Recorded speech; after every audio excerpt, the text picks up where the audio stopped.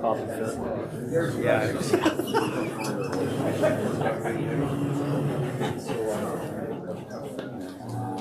Yeah, I don't recommend it. I've had it. I was much younger when I did it.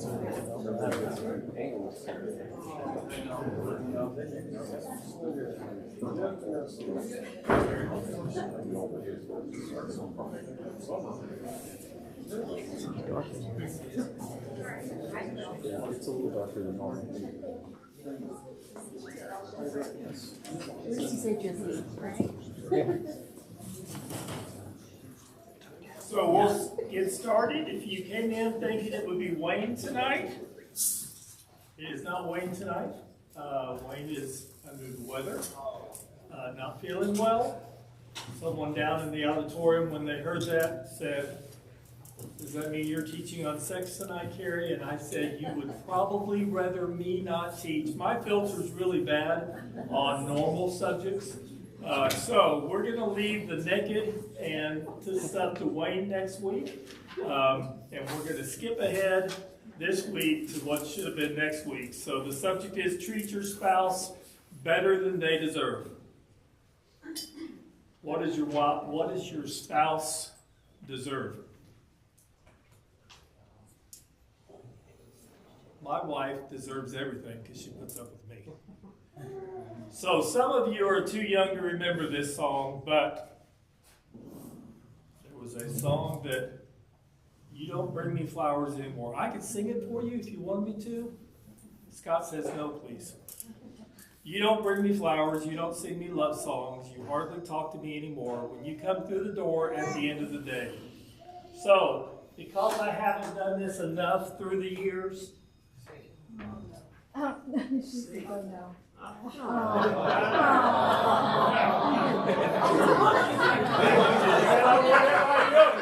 It's an on cue, so you can get whatever you have at the time. Now, you know what she says every week before we get started is she says, "Please don't embarrass me." She told me last week that I started off with a really morbid story, and I said, "This is kind of cute." So I will not try to do that this week. But I got a question for you. So, do opposites attract? So I was trying to think of Jen and I, and you will have your own stories, but me, I'm always on time. By on time, I mean I want to be there at least 15 minutes early. Jen is on North Back time. If the teacher or service has not already begun, she's not really late. Me, I talk the moment I wake up. I know you have a hard time figuring that out. Jen, nope. Me, I'm not a late night person. I have a bedtime and I usually stick to it pretty closely. Jen, she's even later than most late night people. Me, sleep needed. If she doesn't want me to be cranky, awfully cranky, I need 8 to 10 hours every night. She needs 3 to 4 hours a night, and she catches up on Friday night because we're sitting and watching TV or something, and she falls asleep about 7 o'clock. And Kerry, I would rather have my appendix out than to shop. Jen, she loves to shop. She coupons for the best prices. Kerry loves country living, preferably a farm. Jen says no way because she doesn't want animals or, that big one, snakes. She's terrified of snakes. Kerry enjoys camping. You got snakes anywhere. Yeah, you can. I try not to tell her that they're in our backyard right now, but we had one on the front porch. We did. A few months ago. That's the first one. it was really a big snake. Jen's idea of camping is toughing it at La Quinta. It's tough. Compared to some of the others, probably. But with the big things, with things like God, family, finance, and probably the most important, at least to me, that we both love Kerry. Okay, we both tolerate Kerry. We march to the same beat on the things that often matter. It's interesting that, depending on who you read, psychologically speaking, people either think, yes, opposites attract, or there is no such thing. Being opposite sometimes is what makes life interesting. If we agreed on everything, what would we have left to talk about? Most of the time we cheer for the same ball team, although my cheering is quiet. Jen's cheering is Connor's back in his room and comes into the front room and says, "Mom, stop screaming at the refs." But on the big things, we are not opposite. Since we have learned what each of us are good at and what is important to them, we should try hard in our marriage to play to each other's strengths. One of the things a couple can do to strengthen their marriage, despite their differences, is to serve one another. Have you ever thought about your marriage being a service to the other person?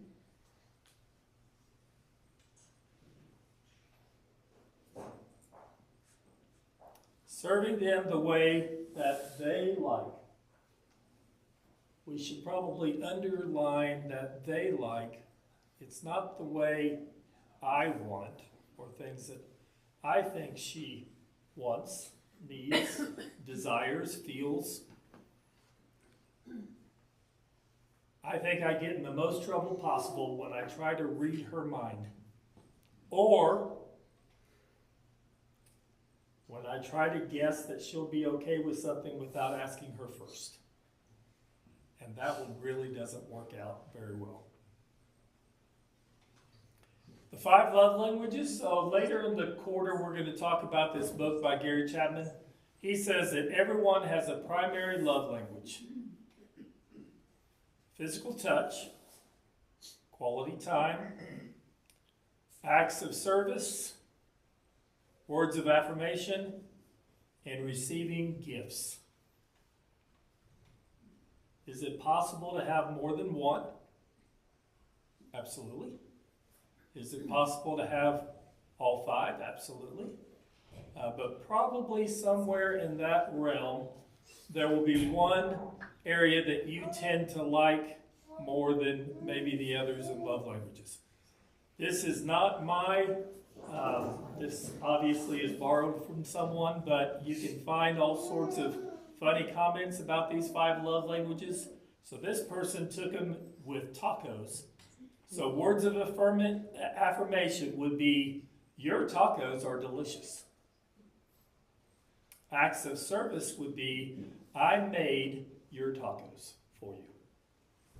Receiving gifts would be, here's a taco. Quality time would be, let's go out for tacos together. The best one of the bunch. Physical touch is, let me hold you like a taco. Too much explanation there, and we'll need to go to Wayne next week.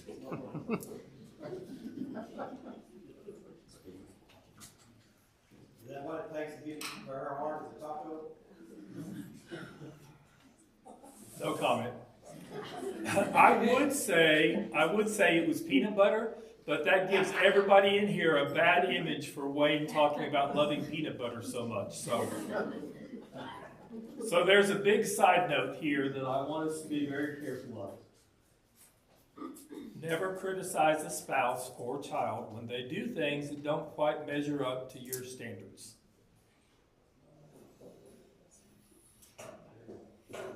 What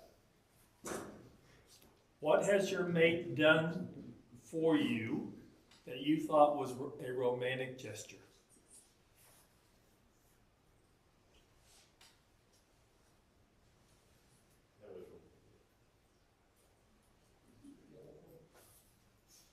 Someone's got to say something. You're just gonna... Tonight I left the house and went and filled the car with gas, and then came back and got her. And she said that was romantic. Right. So, I'll drive around with like the gas light on and there's like 5 miles on to one passing gas station. Yeah, this is what I tell my wife not to listen because I don't want to be expected to. So when we were, I guess Emily was born, but I kidnapped her one weekend years ago from work. I packed her bag and planned a whole weekend. She thought it was really weird that I was showing up at work during the day. I always thought that was romantic. She's let me know recently during this class that it is no ways near in her mind every time we go to hotels or we've been on some cruises that I go out of the room early and I go and get breakfast for myself, and I always bring her back breakfast and juice and coffee. And I never thought that that was that big a deal, and to her that was a really big deal. So, still waiting for anybody else. What have you done romantic? She likes how I pull up on her every so often and work with the rose. Yep. Flowers are a good touch. Anybody else? Any household chore that I don't say do and he just does it, that's one.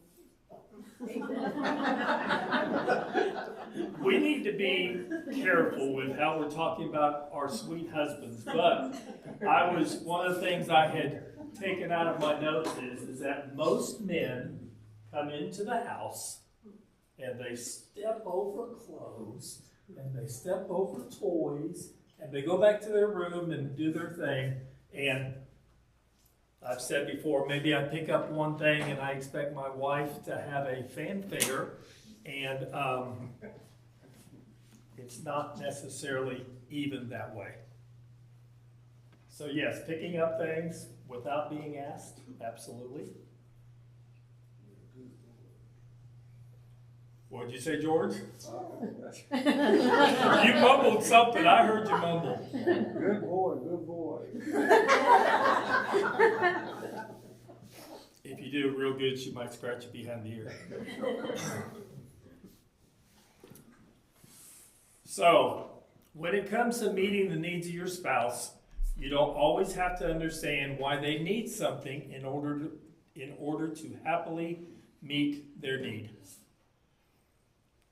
In marriage, I think it's important that we separate needs and wants. We need to eat to survive. Well, I can go for a while without eating, but a lot of you all need to eat to survive. Do you want?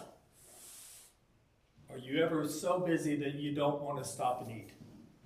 Sometimes I can be out in the garage doing woodworking stuff and I forget to eat. I know you can't tell them, but there's a difference between what we need and what we want.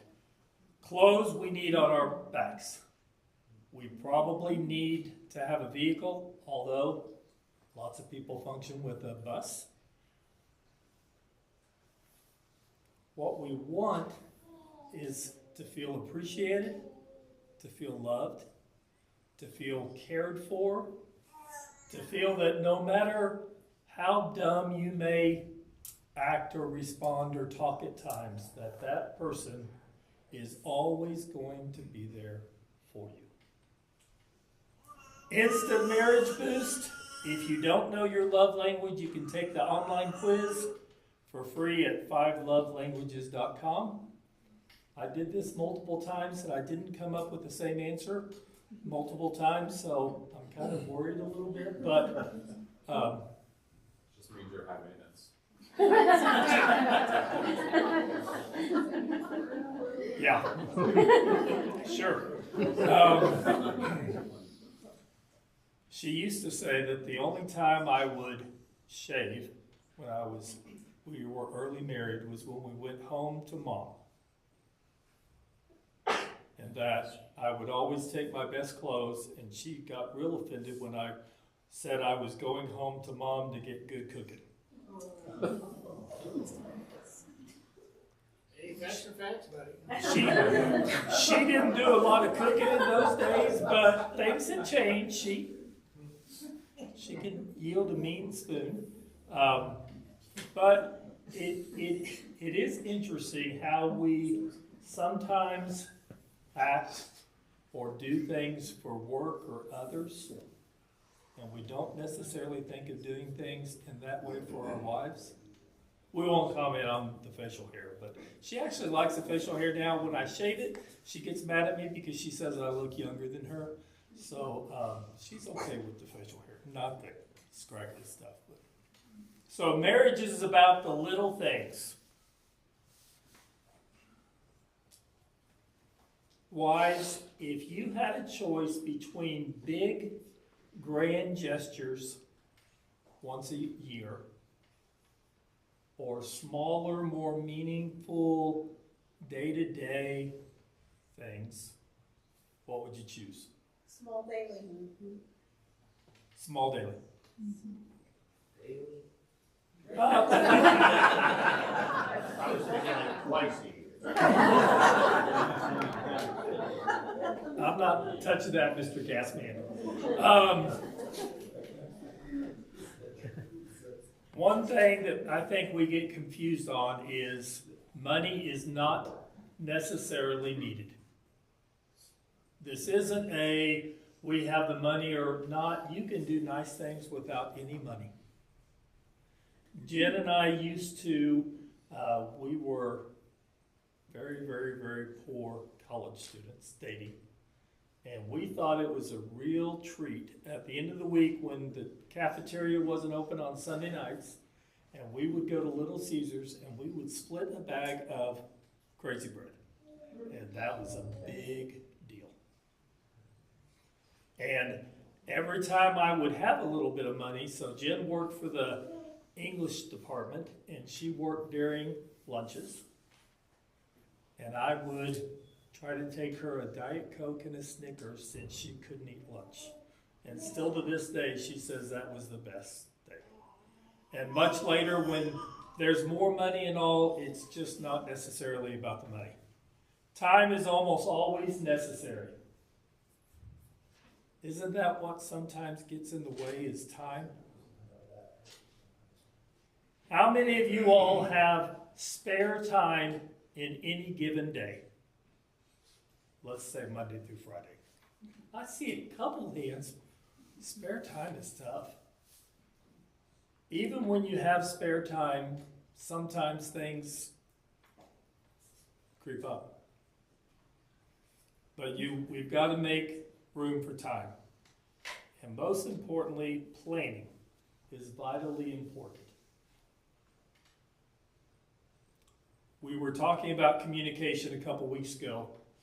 And one of our things was, don't assume you know, ask. When is the last time you have asked your wife what you can do to help ease her life? Or wives, ask your husband.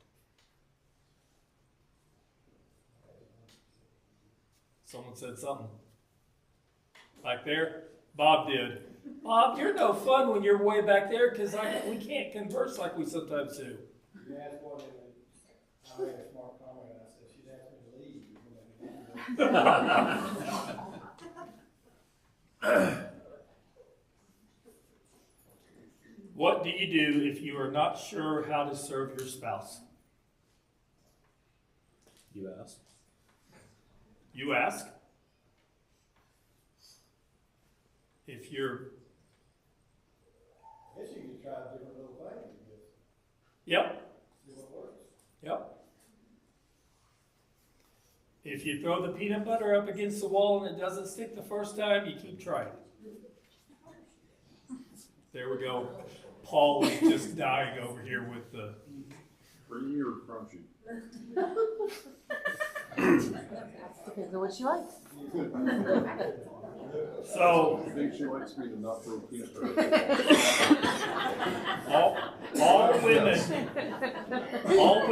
all women need to close their ears for a second. So men, Have you ever had an occasion where you might one morning tell her that she looks beautiful and that's really well received?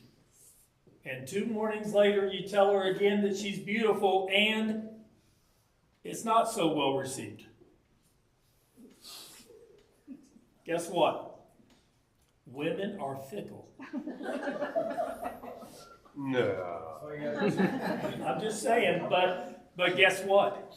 Men are fickle too. Consistency isn't necessarily in our DNA. Ask your mate what you can do for them. Remember the week on communication. Becoming a student of your spouse is one of the best things that you can do for your marriage. If you think in your mind that your wife is your queen, then what are you doing to try to be her king? You've heard me say before, we talk about a Proverbs 31 wife, which is a lot of things that most men would say, yeah, I'd really like to have a wife like that. Except the rest of the Bible is what a Proverbs 32 husband should really be. And that is Christ-like, and that is always giving and always loving and always forgiving, always accepting. And it goes both ways. Sometimes we have to walk a mile in their shoes. It's not always the best thing to come in to your wife who has had the kids all day. They've been running around screaming. She's done laundry and cleaned the house and everything else. And to say, honey, what have you done today? I used to get in trouble with my wife at times, and maybe with other friends' wives, when I would say something about barefoot bonbons and in the kitchen. You should not say that out loud. I'm just letting you know. But any man that really thinks that about their wife that stays home it's just not the case. In fact, I guarantee that she outworks the husband by 10 times on any given day. So it could be the busy day, it could be not feeling well, stress, kids, etc. These problems can be for a season. You know, our kids, I used to laugh when people would say their first and their 18th birthday seem to be just days apart later on. And I got to tell you, it's true. So whatever season of life you're in, it is in a fleeting moment. And we hope that marriage is absolutely for life. Any thoughts? Comments?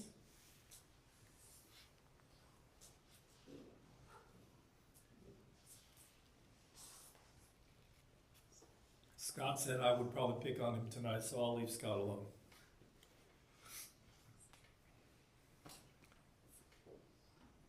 Treat your spouse better than they deserve, because that's how God treats you every day. If we think about God's love for us, what comes to mind?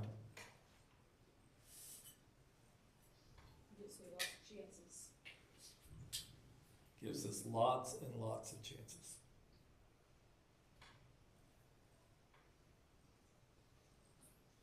Total, complete, forgiving.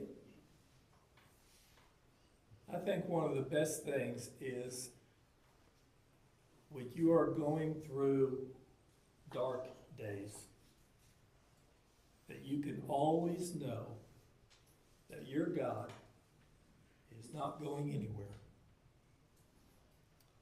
And if we take that same concept and we apply that to our marriages, that means that we are totally involved, we're totally committed, we're not going anywhere.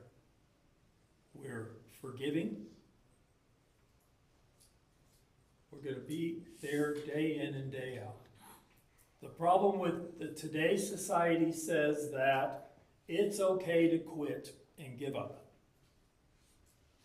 And we just simply, as Christians, don't believe that from our God to us, and we shouldn't think about that with our mates.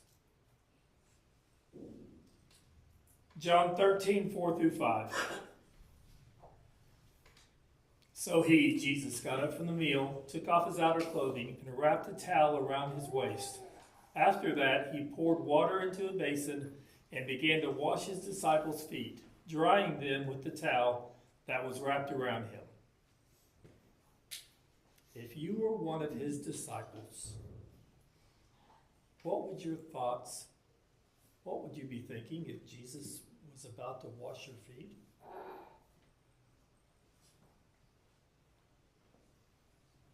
What did Peter say?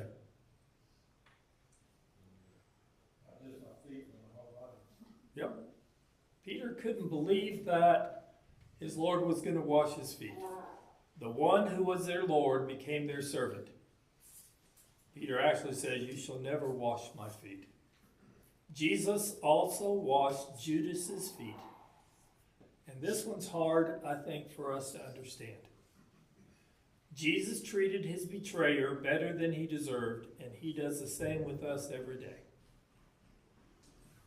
It's so easy for us to sit back and judge Judas.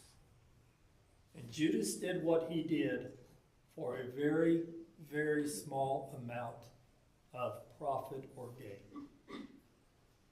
But he turned his back totally on Jesus. And if we are not walking in the light with Jesus, is that the same thing that we are doing every day? I wonder sometimes when we come to service, I think God is very pleased that we join together as Christians, and we're lifting our voices in song, we're praying together, we're studying from the Word together, of course taking Lord's Supper together.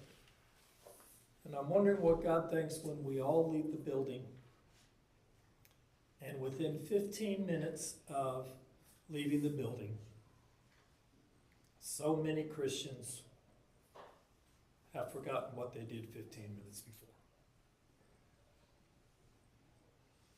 One of the reasons we loved when we came over to North MacArthur is at churches that I was at in the past, I would sit in service both Sunday morning and Sunday night, and on Monday morning, I could not recall at 9 o'clock what I had worshiped about the day before.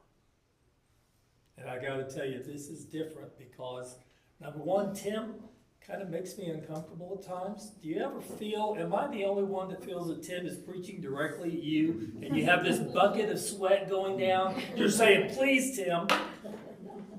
When Dale started saying tonight that the hair raises on the back of his head, on his neck, I thought, that happens sometimes to me. I think that Tim saw what I needed in that week before, and he preached directly to me.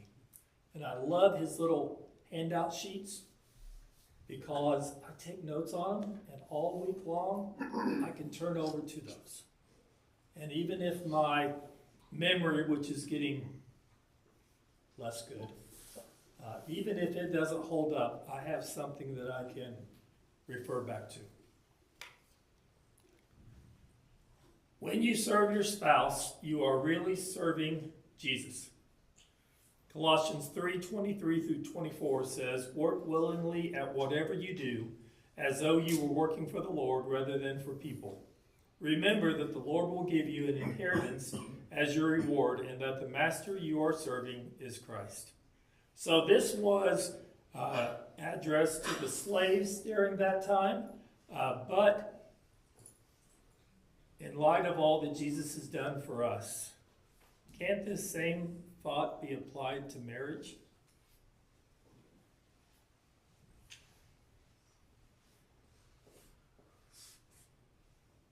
Do we ever say things to our mate that we would like to take back right after we say it?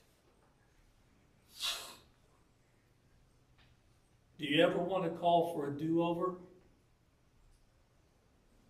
I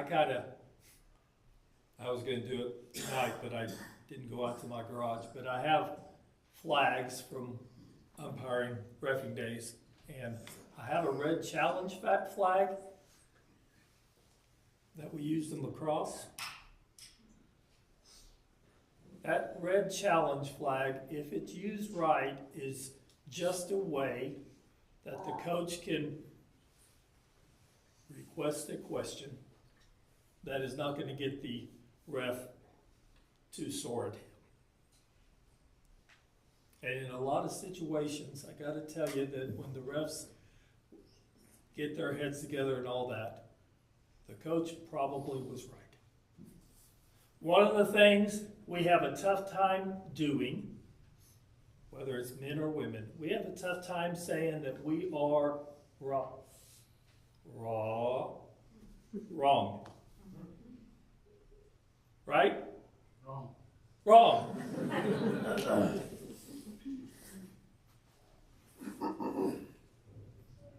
I was doing a state championship game and in lacrosse. There was a weird thing that I won't even go into detail about, but I made a call, and the player that I made the call against had a conniption fit. And after I threw my 3 flags and took off my hat and threw it and everything else, I was going to serve him as much penalty time as I possibly could. And one of my other refs came over to me and said, "Kerry, you got it wrong. After you swallow your pride a little bit, we went back over to the table and I told the coach it was my fault.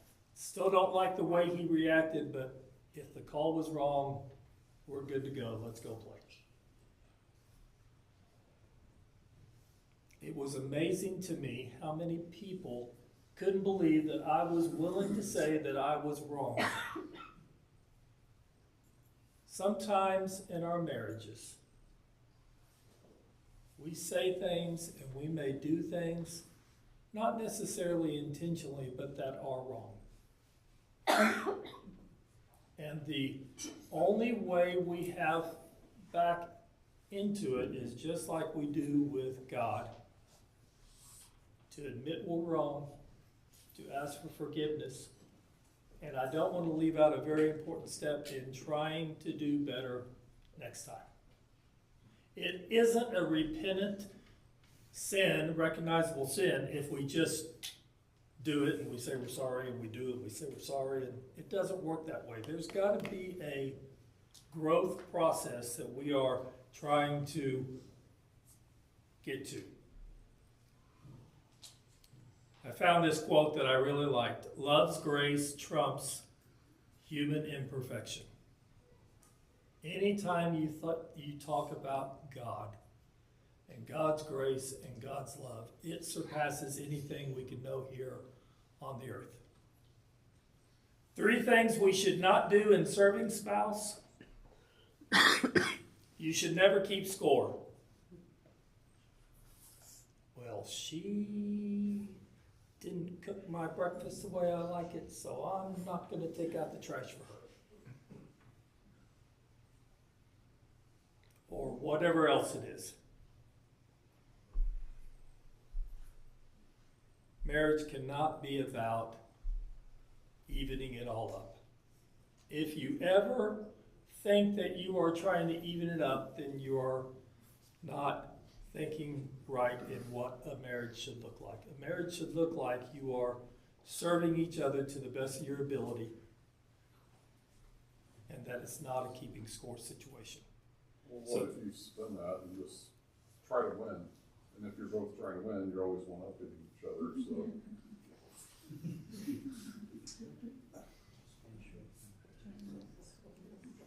So that leads into,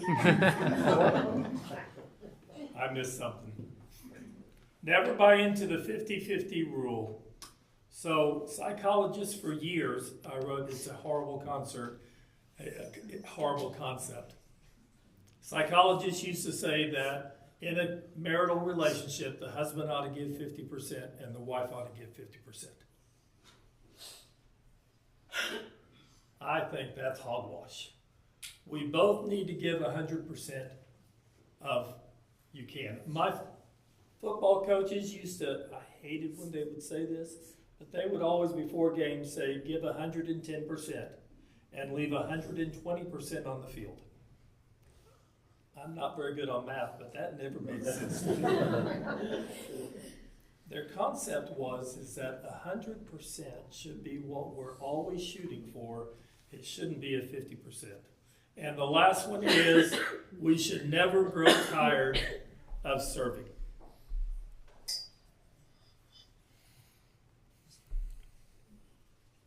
John 13:34, a new command I give you, love one another as I have loved you. So you must love one another. To see love in action, you can turn anywhere in the Bible. When I think of Abraham, the only time Abraham owned land was when?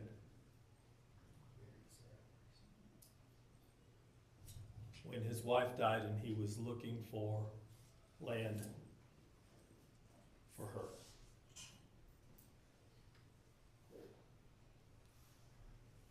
Even after death,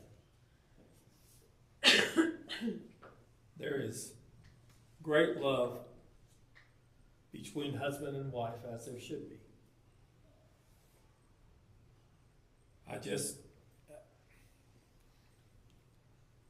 Themes of the Bible, you just can't get very far without thinking about love. God's love for Adam to create a mate. You can go all the way through the Old Testament, obviously Jesus. Jesus' love exemplified.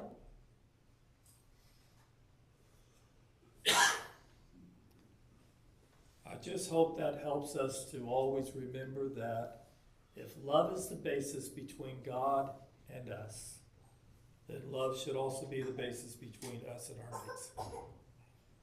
Serve one another humbly in love, Galatians 5:13.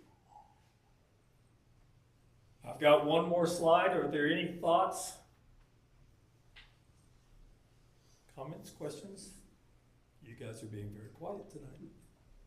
How do you move forward with serving your wife if she's not around, if she's not there? Yeah, we've talked about this before. The question is, how do you go about serving a wife that's not there for a single person? And I don't know the answer to that.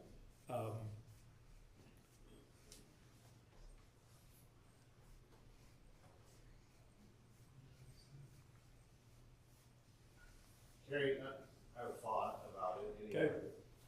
I think young people these days put a lot of thought, a lot of energy into finding the right person. And that can be difficult. And but something you can't affect is try to be the right person. Right? So if your wife's not there, just be the man that she would want you to be. Mm-hmm. Or vice versa. Right.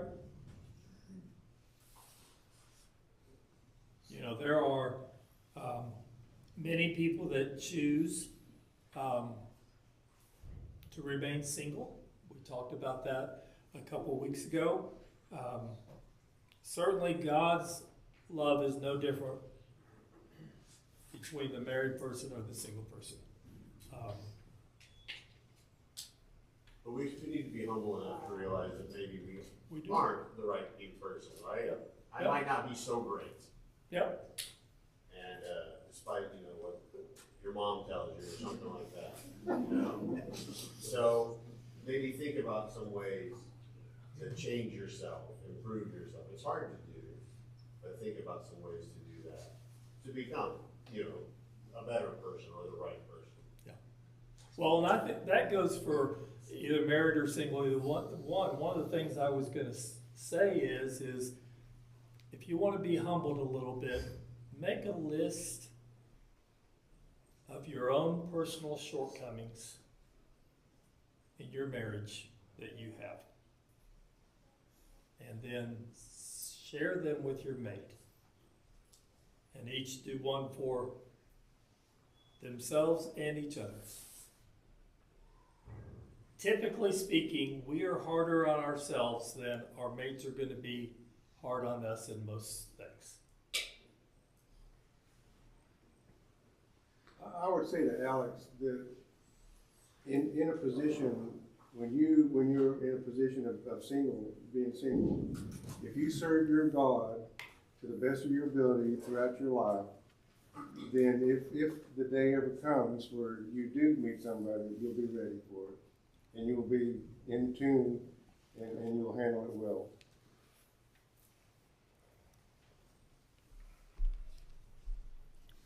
That's good thoughts. I probably could have started off and asked who in here thinks that they are the perfect mate for their marriage.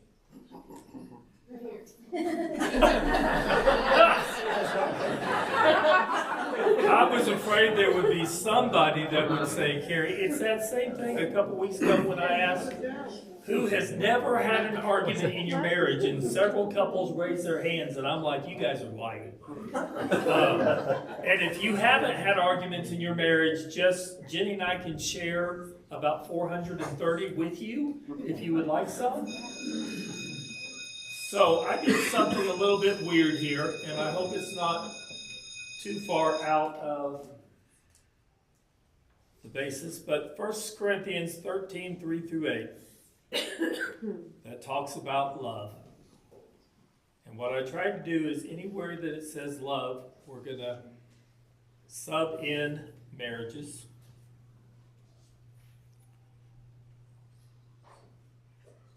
Marriages are patient and kind. Marriages do not envy or boast. They are not arrogant or rude. Married Christians do not insist on their own way. Marriage is not irritable or resentful. Marriage does not rejoice at wrongdoing, but rejoices with the truth. Marriage bears all things, believes all things, hopes all things, and endures all things. With God's guiding hand, verse 8 says, marriage never ends. I hope, Wayne and I hope together that through this,